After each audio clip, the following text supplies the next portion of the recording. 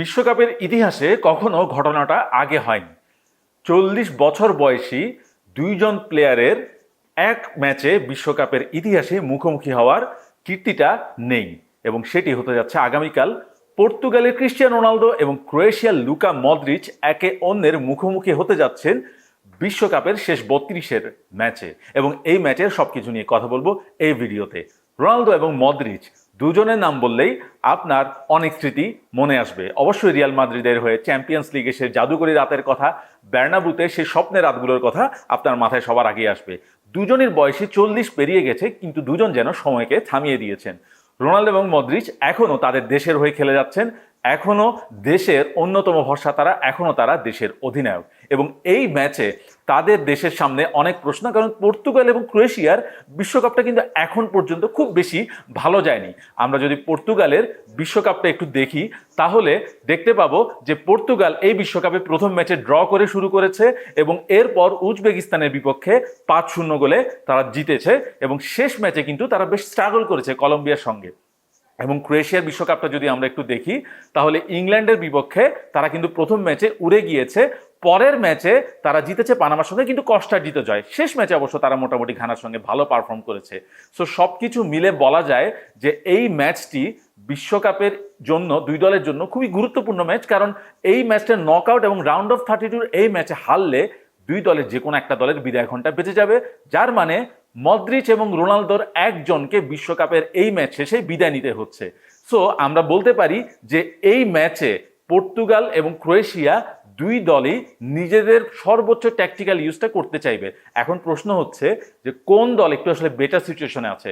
আমরা যেটা বলছিলাম যে দুই দলের খুব বেশি স্বস্তিতে থাকার সুযোগ নেই, তবে পর্তুগালের জন্য মনে হয় অস্বস্তিটা একটু বেশি, কারণ রবার্তো মার্টিনেজ পর্তুগালের কোচ এখন পর্যন্ত তার বেস্ট 11টা কিন্তু বের করতে পারেননি। ক্রিস্টিয়ানো রোনালদোকে নিয়ে অনেক প্রশ্ন আছে। রোনালদো বিশ্বকাপে 2 গোল পেয়েছেন, কিন্তু তার যেভাবে খেলা দরকার সেভাবে কিন্তু তিনি খেলতে পারছেন না। রোনালদোকে বাদ দিয়ে আমরা যদি একটু চিন্তা করি তাহলেও পর্তুগালের বাকি যারা আছেন, জোয়াও নেভেস, ব্রুনো ফার্নান্দেস, বা আমরা যদি বলি ভিতিনহা, তারা কিন্তু এখনো নিজেদের সেরা খেলাটা খেলতে পারেননি। এবং পর্তুগালের এর বাইরের অপশন মিডফিল্ডে বার্নার্ডো সিলভা, বা আমরা যদি বলি রুবেন নেভেস, তারা কিন্তু আসলে বসে আছেন, এবং ফরওয়ার্ডে কিন্তু আরো অনেক অপশন আছেন। সবকিছু মিলে পর্তুগালের জন্য যে ব্যাপারটি কঠিন সেটি হচ্ছে বেস্ট 11টা বের করা, এবং আমরা দেখেছি পর্তুগাল একটু লো ব্লক টিমের বিপক্ষে স্ট্রাগল করতে। ক্রোয়েশিয়া কিন্তু এই লো ব্লক টিমের বা মিড ব্লক টিমেরও কথা যদি বলি, একটা পারফেক্ট উদাহরণ, যারা কিনা মিডফিল্ডেও নিজেদের শক্তিটা জানান দিতে পারে। আমরা যদি দেখি মদ্রিচ এবং আমরা দেখেছি যে কোভাচিচ দুজন এখনো কিন্তু খেলছেন, এবং মিডফিল্ডে পর্তুগাল ক্রোয়েশিয়ার কাজটা কিন্তু কঠিন করতে পারে। এবং আমরা যদি বিশ্বকাপের ইতিহাসটা একটু দেখি, ক্রোয়েশিয়ার সঙ্গে নকআউটে ফেস করা মানে যে কোনো একটা দলের জন্য কিন্তু একটা নাইটমেয়ারের মতো, একটা দুঃস্বপ্নের মতো, কারণ ক্রোয়েশিয়া সর্বশেষ 2 বিশ্বকাপে কিন্তু রাউন্ড অফ 16 এবং কোয়ার্টার ফাইনালে নকআউটে 2টি ম্যাচে টাই ব্রেকারে জিতেছে, এবং এর আগের বিশ্বকাপেও 2018 বিশ্বকাপেও কিন্তু তারা নকআউটে 2টি ম্যাচ টাই ব্রেকারে জিতেছে। তাই ক্রোয়েশিয়া ডেফিনেটলি চাইবে ম্যাচটা টাই ব্রেকারে নিয়ে যেতে।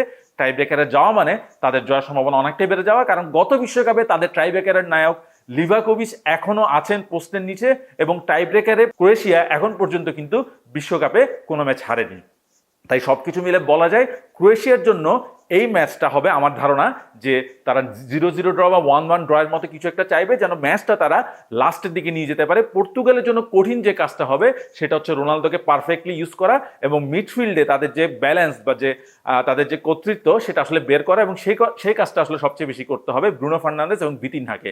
এবং পর্তুগাল যদি সেই কাজটা ঠিকঠাক মতো করতে পারে তবেই তারা ম্যাচটা বের করতে পারবে।